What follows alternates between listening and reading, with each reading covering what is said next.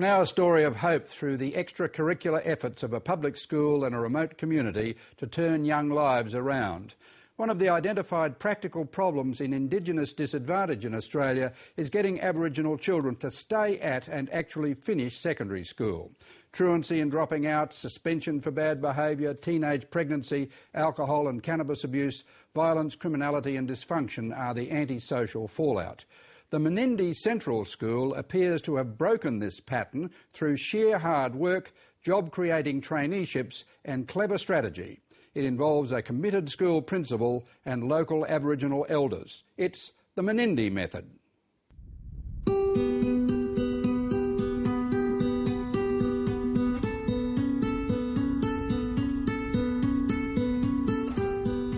Sunrise over the Menindee Lakes, now full to the brim, southeast of Broken Hill. With this replenishment of the landscape also comes new hope for the people of this remote region.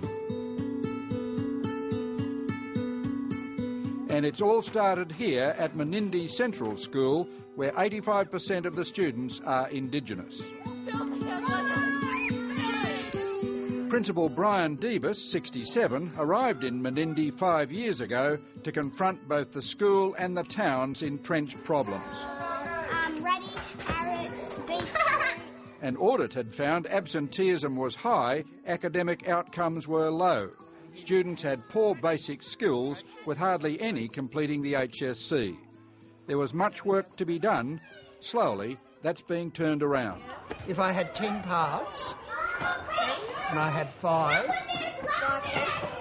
5 tenths, and what's another name for 5 tenths? We take the kids as they are when they come into the school, and their growth is the important, and that's what we get from those statistics, which sometimes never shows as a green on a my score. It's always red, but that's not shown. I think it's starting to come in there, but that's not my worry. My worry is basically working with each of these kids. And one of the things that we're really pleased about was our attendance. Like last year we had 12 students at risk, and we're down now to 3, which is pretty good, out of about 110, 112, 16 kids. That's a lot of effort, a lot of one-on-one effort, isn't it? Yeah, and it's not just me. It's everybody is doing that. Like year 8 last week had 100% attendance, which is just great. And the kids are starting to see that that's a positive. They want to be here. So you're going to be on the radio this week? Yeah, every Wednesday. Menindee, population 981, so they say, had few local job and training opportunities. Broken Hill's over 100 kilometres away and has its own problems. Mr Divas had a plan, but he needed community support. This was a group of people who were very firm in what they wanted, and we worked with them. We had a lot of arguments, and we certainly on occasions disagreed, even to the point of me going to the point of resigning. But nevertheless, it was an accommodation, and we got back together. And that's been the really good part. Daniel Fusey is what's called an Aboriginal male educator. He's also the rugby league ref. It's his job to chase up the truants, delinquents and scallywags and get them to come to school. I'll go to any extent to get them to come to school. They can't hide from me, they can't run or nothing. And it's just telling the parents the importance of school and attendance. Oh, we had a young kid that every morning I'd knock. Mum was trying to get him to school, but he wasn't listening, and every morning I'd knock to get him to come to school. He'd run out the window and dive out the window and hide. So after a week or so of this, I got a bit sick of it, so when I knocked on the door, Mum said, "You can come and get him if you want." And he dove out the window, I dove out after him, and I chased, and I followed him the whole for about an hour to find out where he was going, and then to get him to see what his problems were. And then we ended up getting him down to school to have a meeting and stuff and work out what his dramas were. No one's on. Because he's been out of the system for so long, we started to have to do partials and got him back into full-time, and then day-by-day basis, setting goals, but he was out of it for more than 2 years before we got him back. Over the years, Mr Fusey, who's a local himself with a deep family history at Menindee, spots trouble and supports kids who've got into it. His original list of 30 troubled kids is now down to 2. I had a kid with a traineeship that was having a problem attending his traineeship in year 11. So I used to go around there in the morning at 5:30, wake him up. The first week, his alarm didn't go off, so I went around and woke him up. Then the next week, he had no lunch, so I said, all right, you go off and I'll bring you out some lunch, and took him out some lunch. And then the third week, he had no uniform, so I took lunch around there with a uniform ready. And then the next week, he locked me out. He lived by himself, 17-year-old, so I stood there knocked for 45 minutes until he opened the door. And then after a couple of weeks of this, he sent me a text message 5:30 in the morning, said, don't worry about getting up. I'm already up. I've caught the bus out and I'm going to work. I've got everything, so it's all worth it in the end. If someone was to play up at school, a lot of Department of Education policies may well say to exclude them from the school, whether it be for a short-term or a long-term suspension. Here at Menindee, their strategies are about getting the young people into school. For that to take place, they need the families out there to support them, and that's one thing that they get. There's a very strong community spirit here. Menindee Aboriginal elders, all women, told the school principal what they wanted for the town's children. There have been disputes and disagreements on methods, to the point where the principal called the Menindee women the firm. It's a bit of a name that Brian gave a group of us Aboriginal women that have really been there to work with the school, and at times having a bit of a fighting along the way, should I say, or quite a few disagreements in the way about education and that. We have been strong, but we are, like a lot of people will tell you, that us Aboriginal women in our community do fight for what we feel is the best for our children, and in particular the education for our kids. We don't expect anything less for our kids just because we're in a remote country town. We all expect that our children will go on to finish their year 11 and 12, but not only that, to go on then to further studies and employment. And that's what we've really been fighting for, and we actually achieved in quite a few areas as well. There are few jobs or training places at Menindee. Mr Divas and the firm decided to create them through an enterprise park on school grounds. They acquired and installed 2 vintage railway carriages, a dining car and a sleeper car, to create tourist accommodation with a nearby kitchen. Menindee kids take paid training places. The business plan will soon involve a manufacturing assembly line to create a product for sale, single-unit demountable accommodation, much in demand in the region. There's also the school farm to give kids a taste and training for agriculture and field work. On your top 3 lines. Menindee Central School covers kindergarten to year 12. It takes a lot of first-year teachers and sometimes those with life experience. So let's read this first part, application letters. We met English teacher Jane Dunbar, a former advertising executive with Young and Rubicam. Returning to Australia after long stints working overseas, she dusted off her old teacher qualification and applied for a job.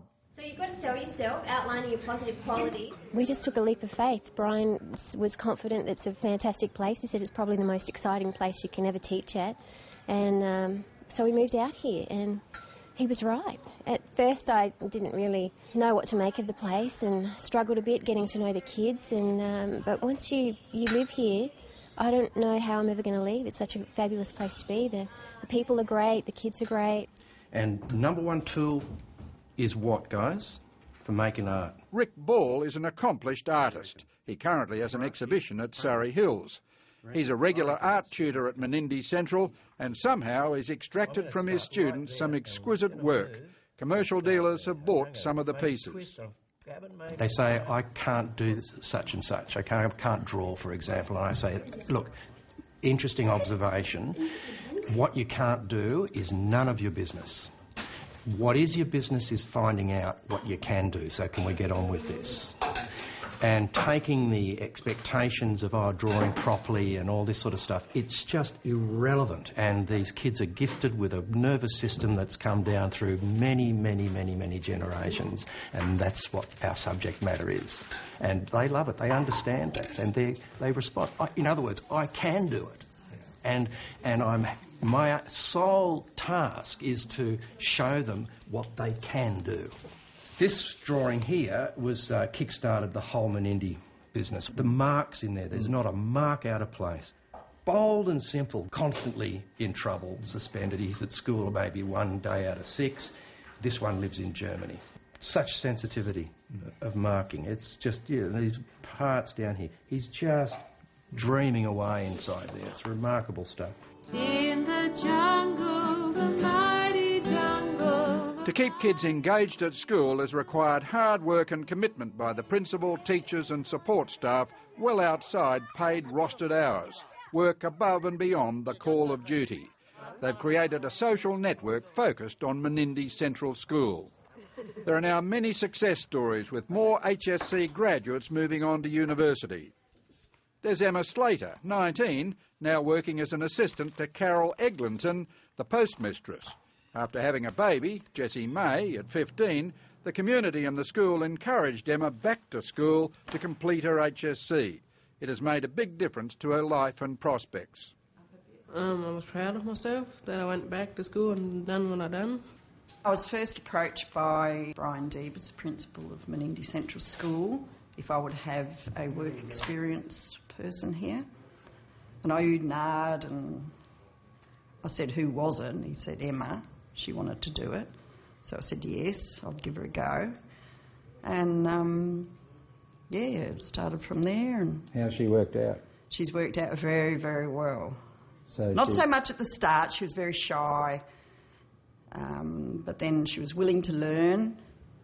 And she's progressed now. She can use a computer, sort mail, serve customers. There's Mitchell Fennell, 17, school captain last year, now a trainee field worker at the Mutawinchi National Park. His early training and his HSC has made all the difference to his employability. I wanted to learn more. So when you're in the job, you don't have to learn as much while you're on the job.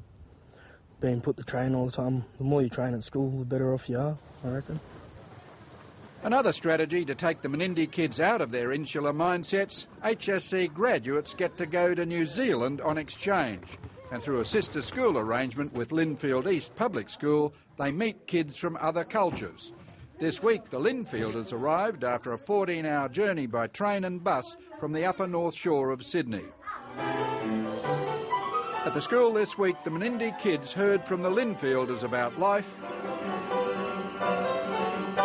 in China,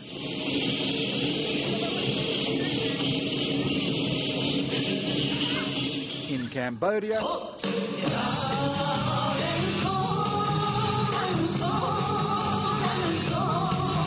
and in Japan,